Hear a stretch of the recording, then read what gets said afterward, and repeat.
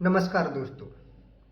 आप सभी ने थ्री इडियट्स मूवी तो देखी होगी जो 2009 में आमिर खान साहब की रिलीज़ हुई थी। ये मूवी एक किताब से कम नहीं है। लोग जितनी किताबें पढ़ने से नॉलेज एकत्रित नहीं कर पाते, इकट्ठी नहीं कर पाते, ये अकेली ही ऐसी मूवी है। लोग इससे ना जाने क्या क्या सीखते हैं। आज मैंने जो बातें सीखी हैं मैं आपसे वो शेयर करना चाहता हूँ। ऐसी 5 आदतें जिन्हें मैं आपको बताऊंगा कि जो हर इंसान की ज़िंदगी में लानी चाहिए, हर इंसान को अपनी ज़िंदगी में ज़रूर अपनानी चाहिए। मैं ये नहीं कहता सफलता दिला देंगी ये आदतें, लेकिन हर सफल इंसान के अंदर ये आदतें होनी चाहिए। ये आदतें नदी पर पुल के समान है, यानी सफल व्यक्ति के लिए नदी पर पुल के समान है, जो सफल व्यक्ति में ज़रूर होनी चाहिए।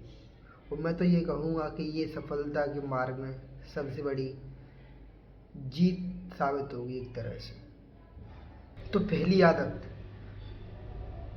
जो पहली सीख है वो ये है कि हमें पढ़ाई, जो भी हम पढ़ रहे हैं उसे रट के नहीं, समझ के पढ़ा जाए। कैसे? इस मूवी में हर लड़का जो अपनी इंजीनियरिंग की तैयारी कर रहा था वो चीज़ों को रट कर अपनी डिग्रियां प्राप्त करना चाह रहा था। लेकिन मैं बता दूं, जो रेंचो था इस कहानी का मेन हीरो, उसने कभी भी अपनी पढ़ाई को रटा नहीं। उसने चीज़ों को समझा और ज़िंदगी के आखिरी सालों में जाकर वो एक साइंटिस्ट बन जाता है। तो ऐसा कैसे हुआ?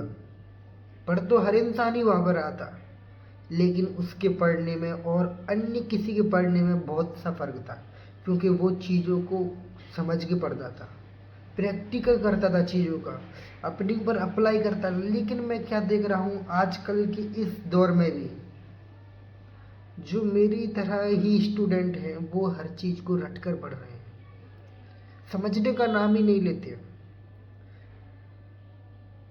मैं तो ये नहीं कहूँगा, लेकिन हर पढ़ाई काम की नहीं होती है। हर पढ़ाई काम की होती है, ज़िंदगी में कभी ना कभी काम आती है, लेकिन शायद ऐसी पढ़ाई जो किसी काम की नहीं, जो व्यवहारिक ही ना हो, जिसका हमारी ज़िंदगी में कोई रोल ही ना हो, मैं ऐसी नॉलेज को या ऐसी पढ़ाई को पढ़ाई नहीं मानता।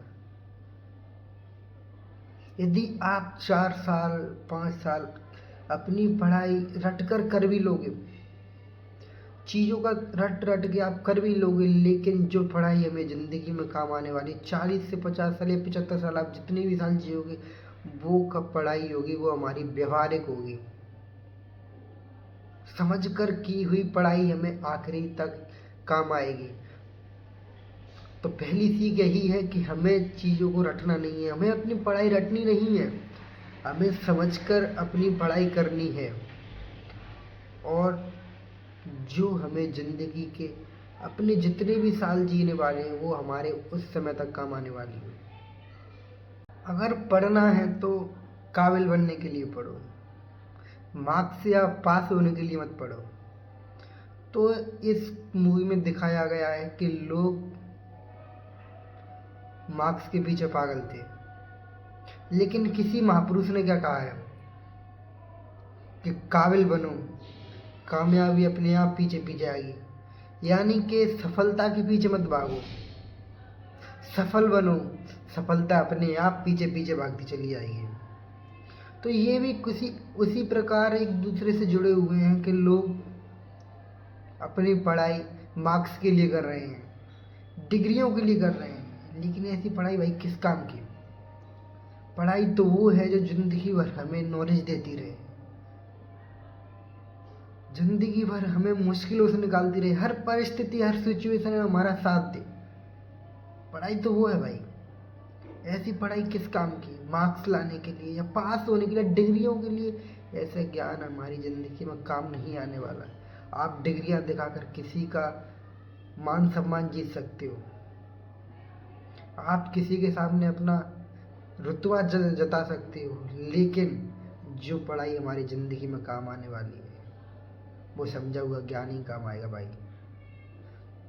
तो ऐसे ज्ञान के चक्कर में ना पड़े भाई, काबिल बनो, कामयाबी अपने आप पीछे पीछे आएगी। दोस्तों, अब मैं बात करने वाला हूँ तीसरी सीख की।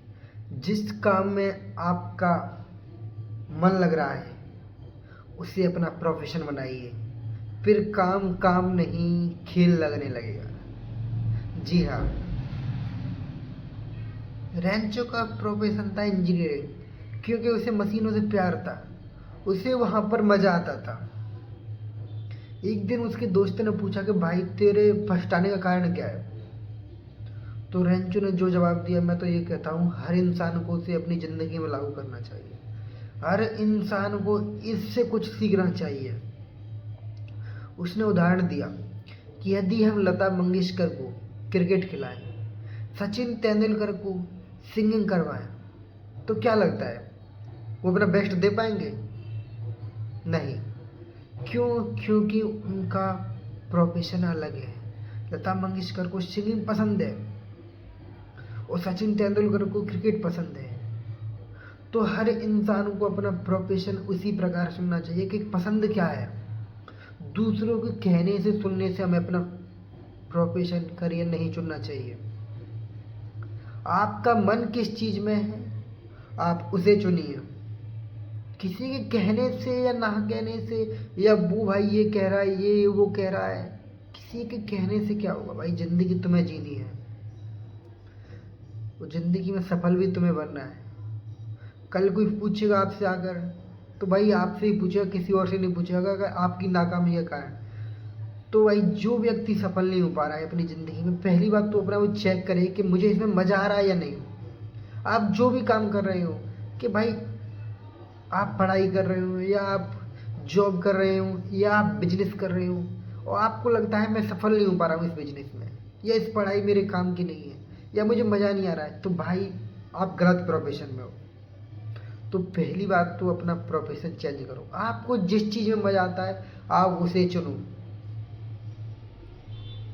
फिर काम काम नहीं खेल लगने लग जाएगा।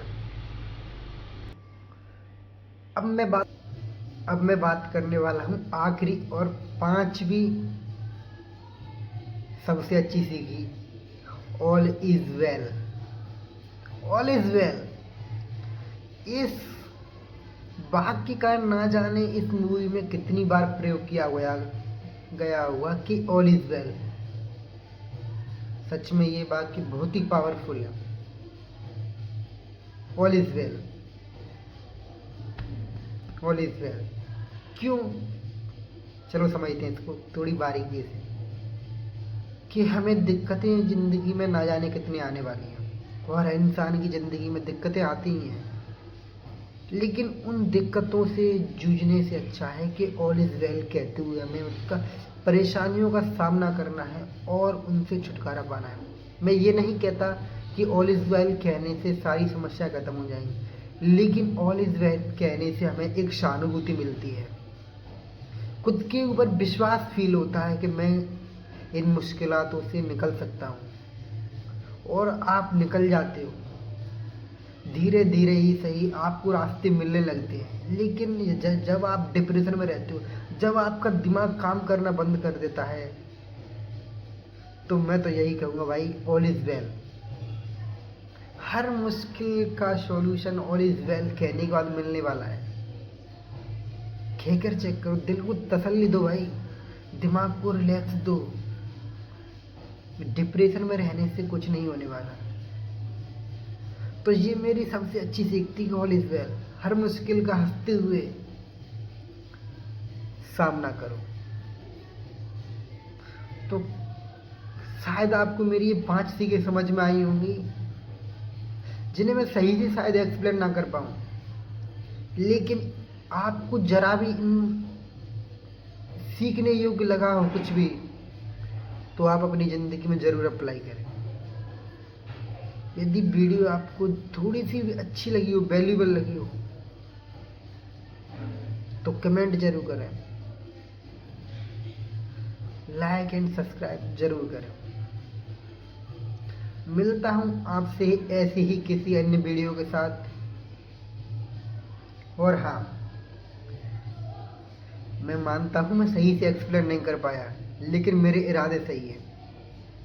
समझने की कोशिश करो, धीरे धीरे वैल्यूबल भी आएगा। मुझे पता है मैं परफेक्ट नहीं हूँ, but I am improving every day. मैं हर दिन कोशिश कर रहा हूँ इम्प्रूव होने की। बस साथ चाहिए आपका। बात करने वाला हूँ चौथी आदत की। अपनी पसंद अपने बच्चों को थोप देना। कैसे समझते हैं इस बात को? जब बच्चा गर्भ में होता है तो माँ बाप ना जाने कितनी सपने सजाते हैं अपनी संतान को लेकर, कि जब मेरा बच्चा होगा, जो मेरी संतान होगी, हम उससे ये करवाएंगे, हम इसे डॉक्टर बनवाना चाहेंगे, हम इसे इंजीनियर बनवाना चाहेंगे। लेकिन इस मूवी में दिखाया गया है कि किस प्रकार जो इस कॉलेज का डायरेक्टर था, वो अपनी बेटी के गर्भ में पल रहे बच्चे को देख कर कहता है कि हमें इसे इंजीनियरिंग करवाएंगे। लेकिन ये गलत है। हमें अपनी पसंद दूसरों पर नहीं थोपनी चाहिए। जरा समझते हैं इस बात को कैसे।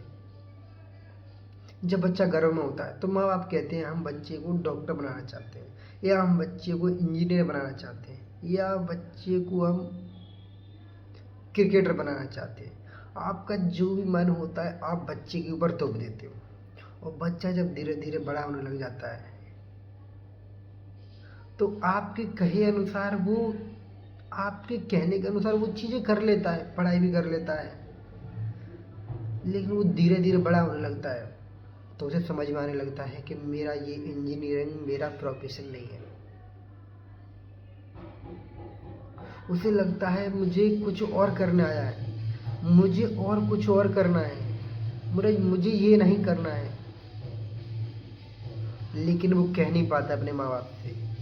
क्यों नहीं कह पाता है? क्यों डरता है? यार अगर मैं ऐसा करूँगा तो, मान लो उस मूवी में दिखाया गया है कि वो लड़का फोटोग्राफर बनना चाहता था दूसरा, लेकिन वो डर की वजह से नहीं कह पाता है। लेकिन मैं बता दूं भाई, इस कहानी का सीधा सा मतलब यही है कि हमें अपना प्रोफेशन अपने हिसाब से चुनना चाहिए। भाई माँ बाप को समझाना चाहिए हमें कि मुझे आपके द्वारा ये तोहफा हुआ कि आप ये करो वो करो, नहीं मन लग रहा है मेरा इसमें। मुझे अपने हिसाब से, भले मैं छोटा काम करूँगा लेकिन मेरी पसंद का तो हुआ कम से कम। यदि आपके पसंद का है तो आप सच में एक छोटा काम ही कर लीजिए, लेकिन वो आपके पसंद का तो होगा। माँ बाप गलती क्या कर देते हैं, बच्चों की भावनाओं को नहीं समझते हैं। यहाँ पर अपने हिसाब से थोप देते हैं कि मैं इसे इंजीनियर बनवाना चाहूँगा। भाई एक बार लड़की से जान लो, एक बार लड़की से जान लो, बच्चे से जान लो कि वो करना क्या चाहता है। आप अपने हिसाब से मैनेज करने की कोशिश करते हो, जो कि एक सबसे बड़ी गलती है। कभी बच्चों से पूछना चाहिए ये क्या करना चाह रहा है। भाई बात करो प्यार से, भाई सब बताते हैं, जानने की कोशिश करो उनसे। तो इस कहानी का सीख बस इतनी सी है कि अपनी पसंद दूसरों पर ना थोपें कि भाई तू ये कर ले। नहीं, उससे उसकी पसंद जानो भाई। भले वो छोटा ही काम करना चाह रहा हो लेकिन उसकी पसंद का तो हुआ। पसंद का होगा तो वो कहते हैं ना, 2 रोटी कम खा लेंगे लेकिन इज्जत से मिल रही है। समझो उनकी बात को। और बच्चों के लिए मैं विशेष कर कहना चाहूँगा, जो मेरी एज के लड़के हैं जो अपना खुद का करना चाह रहे हैं, तो भाई साहब आप बेझिझक होकर अपने माँ बाप से कहिए। किसी के माँ बाप ऐसे नहीं होते कि आपकी बात सुने ना, सुनते हैं भाई, प्यार से सब सुनते हैं। बस कहना आना चाहिए, डरो मत। गलत नहीं कर रहे हो आप, डरो मत। बस अपने दिल की बात खोल के रख दो, पिताजी माँ मुझे ये करना है, मुझे आपका ये इंजीनियरिंग मुझे ये नहीं पसंद। डरो मत, कहो, बस प्यार से कहो।